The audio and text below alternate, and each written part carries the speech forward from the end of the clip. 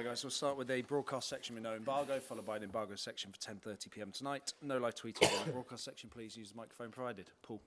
Thank you. Hi, Ange. Hi, Paul. What can you tell us about team news for the Tamworth game, your approach to this game, and also Rodrigo Bentancur, how he is? Yeah, all right, start with, I guess, Rodrigo. Yeah, look, mostly, positive news. He obviously went to hospital after the game, was concussed. They've done every check that they needed to do, and understanding is he's gone home now, so that's real positive news for us, because obviously it was a bit of a distressing situation that everyone had to deal with. But I think the players, Pedro did a great job initially of notifying our medical team, did a great job, and so now it's just about recovery for him, obviously, and there are set protocols in place, but aside from those set protocols, we'll make sure that we give him as much time as he needs to get back. And then aside from that, nothing coming out of the other night. Everyone sort of got through that pretty well, and no one really coming back in from the guys who have sort of been absent. So it'll be apart from Pape and Matters who are available. It felt like a real statement win the other night. You saw at the end, the final whistle, that connection with the fans and the players and yourself on the pitch again. How much did everyone around the club just need that, just as a way of proof that, this is what this team is capable of? Yeah. I mean, I don't know about proof, but I think reward is important, because we're going. I don't think one win changes anything, but we've been through a pretty tough time, and as I said all along, not through the want of trying. I mean, I can't commend the players highly enough in terms of their efforts. They've been giving maximum every week, but obviously without the ultimate reward. And I said after the game, not just players, the staff who doing everything in their power to sort of change our fortunes, and our supporters have obviously sort of had to ride through that as well. So just that feeling of you get after a win, and like I said, a significant win against a top team, and in a pretty pivotal game for us in terms of keeping our hopes alive of making to a cup final. It was important, and that kind of stuff sort of fuels hopefully what's ahead. It's quite a contrast to the next competition. You've played one of the best teams around at the moment in Liverpool, now coming up against a non-league team at their pitch. How important is it that everybody has their attitude spot on for a game like that, in terms of the mentality needed? The Premier League clubs up there as a scalp for this one. Yeah, absolutely. I've got no doubt at the attitude of the players. I mean, I think all along they've always had a great understanding of every game's importance, and we certainly will, go into Sunday's game with the same sort of mindset of making sure that we, do things we can control, play our football, put a real big emphasis on the things that we do really well, because there's always challenges out there. There's a fair difference in terms of the levels of football we're playing at, but I'm sure Tamworth see this as a great opportunity for themselves, and we've got to be ready for that. Have you done anything different with your preparation, given the fact that it's an artificial pitch? Does that change anything? Yeah, we'll train on artificial tomorrow on one of ours. I've done that consistently throughout my career. I've kind of experienced a few times in different leagues, even up in Scotland, where you're playing on artificial pitches, and it always sort of served a good purpose, just to give the players an understanding. They're never always identical, but just what they're going to face on Sunday. So we'll have a session on the artificial here tomorrow. Thank you. Thanks, Paul. Please. Hi, Ange. How you doing? I'm good, mate. You must be relieved there's no VAR in this game, after the last couple of games you've had with VAR, and your comments about it both before and after games. Yeah. You are relieved? Was that the question? Am I relieved? No. Yeah, sort of and actually leading into you give you an answer. And my answer is maybe.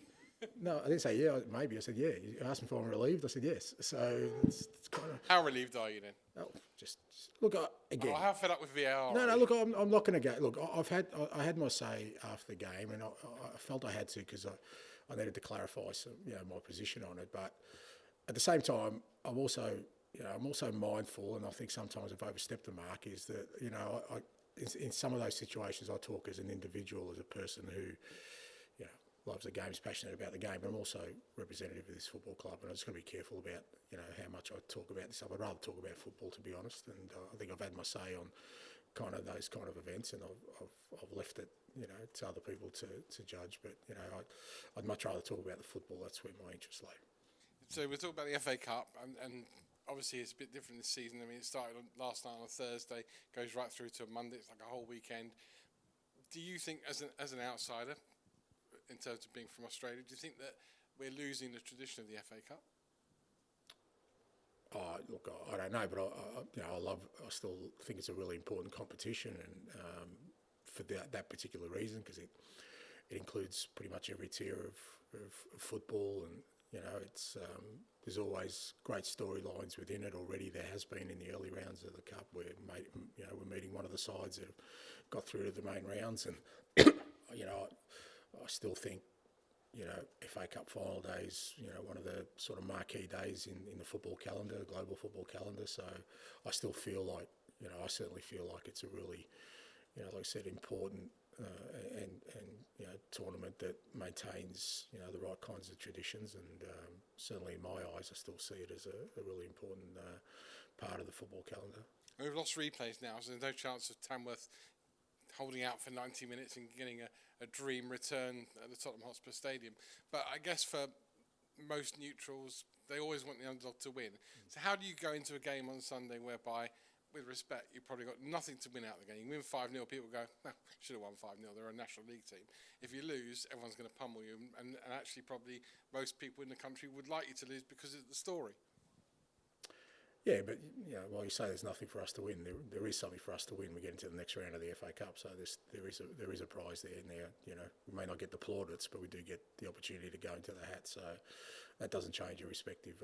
Look, we won't be going into this game with any other mindset than preparing as we always do for a game of football, respecting the opponent, because you always need to respect the opponent. I've had enough experiences in my life of being the underdog, and I know that. You're kind of always hoping that the team you're playing underestimates you. Well, we won't be doing that. Hi, Zara from ITV News. So my colleague's at the Tamworth grounds right now. AstroTurf pitch, apparently the dressing room's barely a cabin. I know you're used to that, but is this going to be a shock to the system for your multi-million-pound players? They're actually not multi-million-dollar players. They're human beings who are very well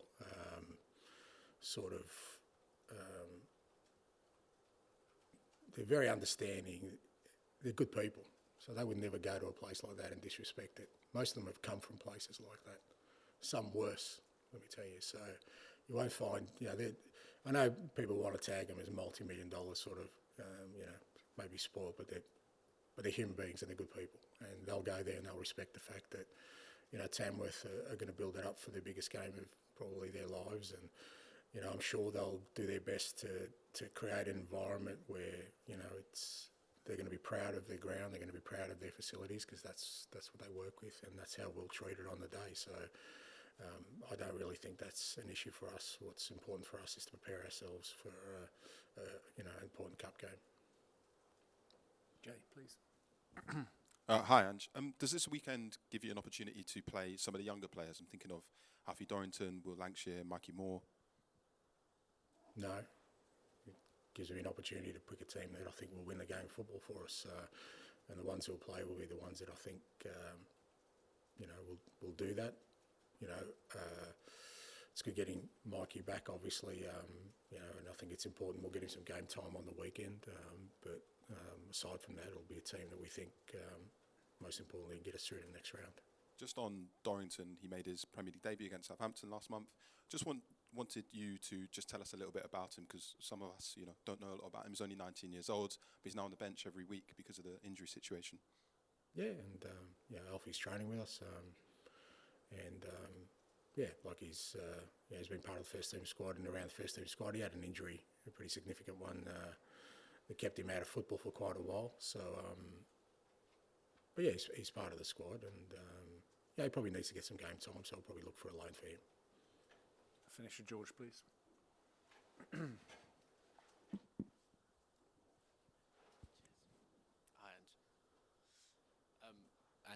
spoke then about sort of putting a team out to win the game. How kind of conscious are you that certain players, I'm thinking sort of Kulusevski, Solanke, Porro, they need to be rested at some point? Is Sunday a good opportunity to kind of give them a little bit of either 60 minutes out of the game? Yeah, to a certain extent. I mean, if again, it's got to be mindful of, like I said, we don't want it to kind of turn into a tricky game for us. We want to make sure we play our best. But if we can give some rest to some of those guys, you said, and like I said, having Mikey back helps in that front third for sure. Getting Pape and Mattis back helps us in the midfield area. We're still pretty restricted defensively, to be honest.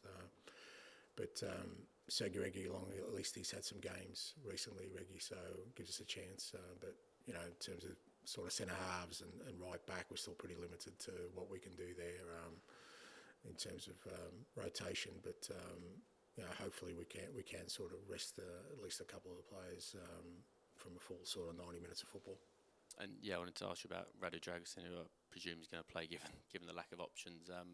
He obviously had a difficult game against Liverpool in that 6-3, plenty of other players, but he was very good on Wednesday, made the key clearance. How much sort of growth have you seen with him? Because he's 22, isn't he? And people forget that, but he's had to be a leader of a very young defence.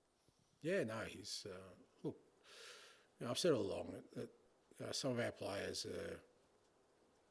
at times are getting unfairly sort of judged at the moment because of the situation we're in, and it's not just that Radu's kind of like I said, he's only 22. He's still kind of getting to grips with the Premier League. It'd be okay if he was surrounded by players who are playing regularly, but he's got an 18-year-old who's not a centre back next to him. He's had 3 different goalkeepers since he's been. Could be up to 4 now, since he's been in the team. Different fullbacks, and I just think him and Archie have been unbelievable for us, considering the circumstances, and we will get growth from that. I really believe that, and he was great the other night. He really sort of was focused and disciplined in his organisation, and along with obviously Tony making his debut, I think. That's as kind of solid as we've been as a back 4, back 5. Well protected though. I thought the midfield did a great job of working really hard to keep sort of Liverpool. I think, there won't be many games where Liverpool create as little as they did the other night, and I think that was a real strong collective effort. But we're happy with Radu. We're happy with the way he's developing, and again he's had to battle some. He had an illness last week. He's nowhere near 100%. He had to battle through his own, and he's probably one that does need a bit of a rest. But we've got no options there, and every week he kind of mans up and gets on with it. And just finally from me, I mean, the FA Cup makes it 4 competitions you're competing in. I mean, how sort of excited are you to be back in this competition? And even though you've got Europa League and potentially more Carabao Cup games, how much is this competition important to you? Yeah, it is. It's hugely important. Obviously, last year we didn't sort of progress in it after I think we got through the first round, and the third round sort of dropped out. But we want to stay in it, obviously, and at some point, hopefully over the next sort of few weeks, we'll get players back as well. So even though it's going to mean a congested sort of fixture schedule for us, I think if we get the players back that are going to come back, I think we'll be well placed, and we want to stay in the competition. Once we get to that moment where we've got the squad we need, then hopefully we can make an impact in it. Okay, we'll end the broadcast section there and move on to the embargoed section for 10:30 p.m. tonight. Tom?